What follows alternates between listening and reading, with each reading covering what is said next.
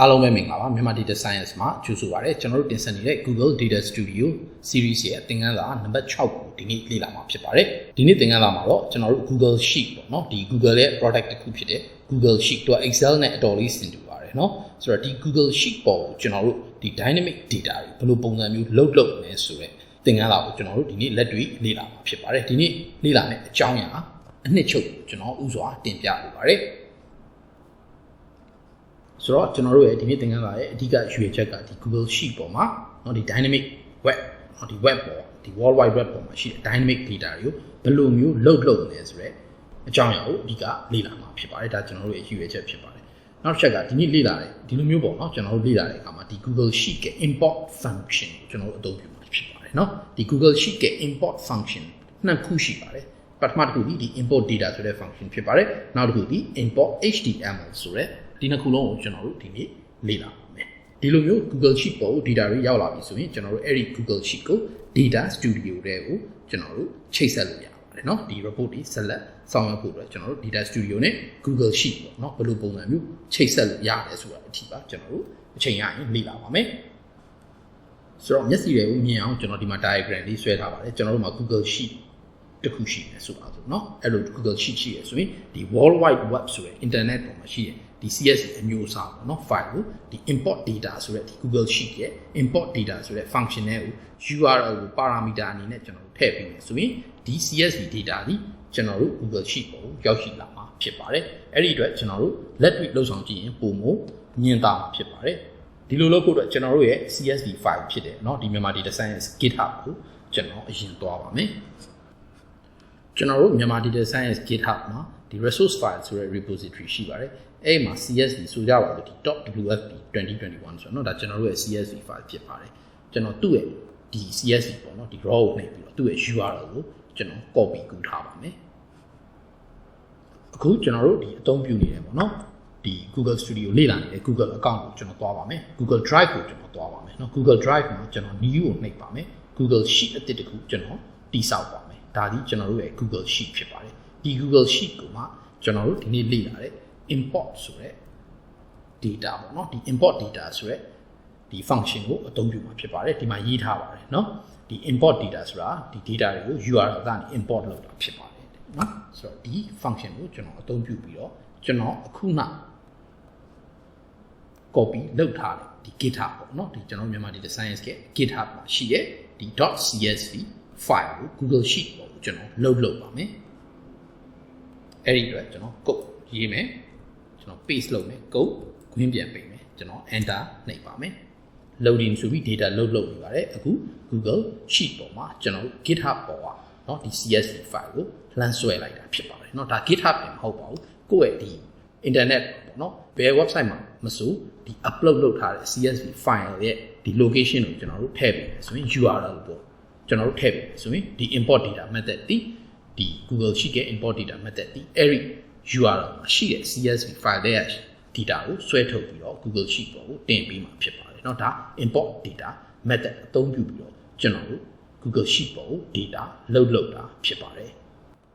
ဆက်လက်ပြီးကျွန်တော်တို့ import HTML ဆိုတဲ့ function ရှိပါတယ်ဒါလည်း Google Sheet ရဲ့ function ဖြစ်ပါတယ်သူ့ကိုကြတော့ကျွန်တော်တို့ parameters 3ခုထည့်ပေးရပါတယ် URL ရဲ့ query ရဲ့ index ရဲ့ဖြစ်ပါတယ်เนาะသူကဘယ်လိုလဲဆိုတော့ကျွန်တော်တို့ဒီ website ပေါ့เนาะဒီ world wide web ပေါ်မှာရှိတဲ့ဘယ် HTML table ရဲ့ဖြစ်ဒါမှမဟုတ် list ပဲဖြစ်ပေါ့เนาะဒီ HTML data တွေကို Google Sheet ထဲကိုသူကဆွဲတင်ပေးတဲ့ function ဖြစ်ပါတယ်เนาะဆိုတော့ဒါကိုလည်းကျွန်တော်တို့လက်တွေ့လုပ်ကြည့်ပါမယ်ထုံးစံအတိုင်းကျွန်တော်တို့လေ့လာနေတဲ့ဒီ Google Drive ဒီ file ကိုကျွန်တော် CSV data လို့ကျွန်တော်ပေးထားပါမယ်ကျွန်တော်ပေးလိုက်ပါမယ်ဆိုတော့ကျွန်တော်နောက်ထပ် new ဆိုပြီးတော့ Google Sheet တစ်ခုအသစ် create လုပ်ပါမယ်ဒီတစ်ခါအသုံးပြုမှာဒီ import HTML ဆိုတဲ့ function ဖြစ်ပါတယ်เนาะဆိုတော့ကျွန်တော်တို့ဘယ် data ကိုဖတ်မလဲเนาะဆိုတော့အခု data science ကိုဒီလေ့လာတယ်ပေါ့เนาะလူတော်များများဒီအသုံးပြုတဲ့ data set ရှိပါတယ်အဲ့ဒါကဘာလဲဆိုတော့ဒီ coronavirus data set ဖြစ်ပါတယ်เนาะ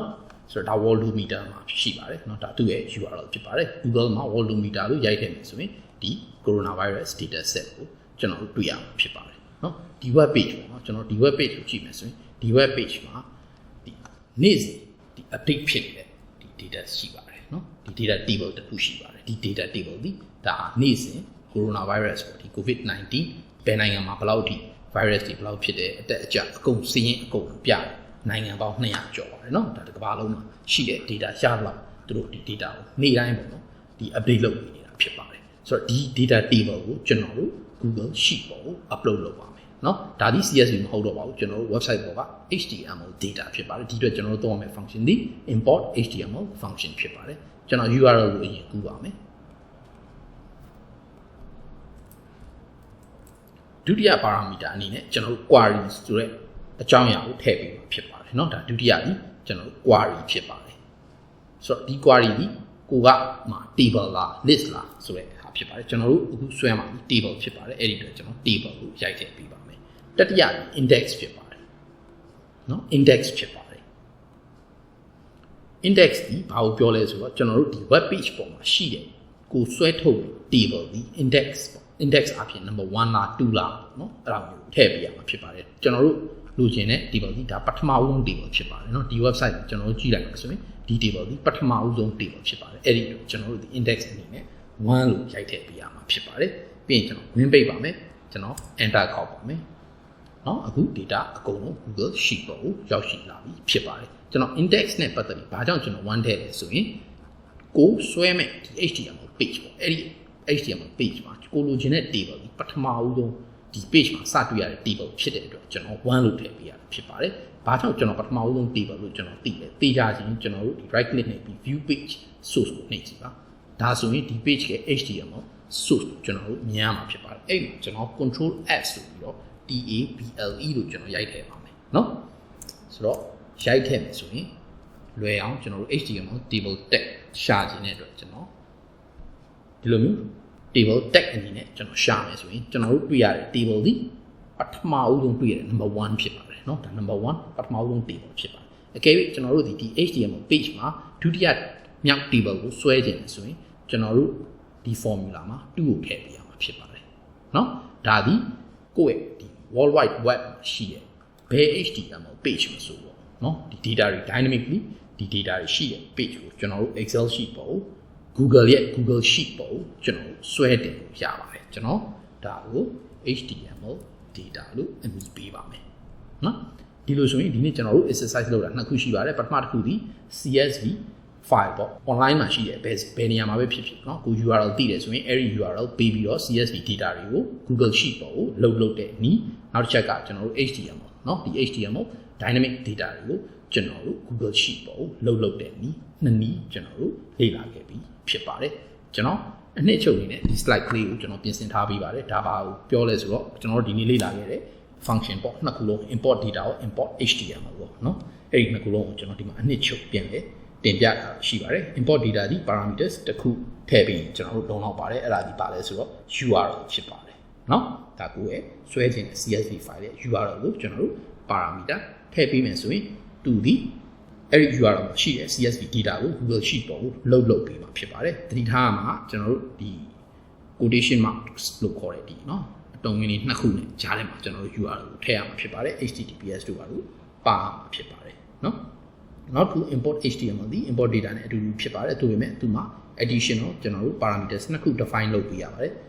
တစ်ခုဒီ query ဖြစ်ပြီးနောက်တစ်ခုဒီ index ဖြစ်ပါတယ် query ဒီကိုဆွဲလိုတာဒီ list လား table လားဆိုတဲ့အကြောင်းအရာကိုကျွန်တော်တို့ဒီမှာပြောကြားပြရမှာဖြစ်ပြီး index ဒီမိမိเนาะဆွဲလိုတဲ့ table ဒါမှမဟုတ် list ဒီ page ပေါ်မှာဘယ်နှခုမြောက်လဲဆိုတာကိုပြောတာပါပထမဆုံး table ကိုကျွန်တော်တို့ဆွဲမယ်ဆိုရင်1လို့ပြီးပါဒုတိယမြောက် table ကိုကျွန်တော်တို့ဆွဲရင်2လို့ရိုက်ထည့်ပေးပါเนาะထိုနည်း၎င်းကို table ရဲ့အစဉ်ပေါ့အစဉ်သူတစ်ကနေစပါတယ်เนาะအစဉ်ကို index မှာရိုက်ထည့်ပေးရမှာဖြစ်ပါတယ်ဒီလိုဆိုရင် online မှာရှိတဲ့ CSV file ဖြစ်စေ HTML page ပေါ်မှာရှိတဲ့ table list အစရှိတဲ့ data တွေကိုကျွန်တော်တို့ Google Sheet ပေါ်ကိုဘယ်လိုမျိုးလုပ်လဲဆိုတာကိုနားလည်ပြီးကိုကျွန်တော်ယူဆပါတယ်ဒီနေ့သင်ခန်းစာကိုဒီမှာပဲရန်နာဝင်ပြီပါကျွန်တော်တို့မြန်မာ data science က data analysis series statistics နဲ့ python programming တခါ basic github course ဆိုပြီးတော့သင်တန်း၄ခုတင်ဆက်ပြီးဖြစ်ပါတယ်ဒီသင်ခန်းစာတွေကိုလေ့လာဖို့အတွက်ကျွန်တော်တို့ YouTube channel ကို subscribe လုပ်ထားဖို့တောင်းဆိုလိုပါတယ်အားလုံးရွှေလန်းချမ်းမြေ့ကြပါစေ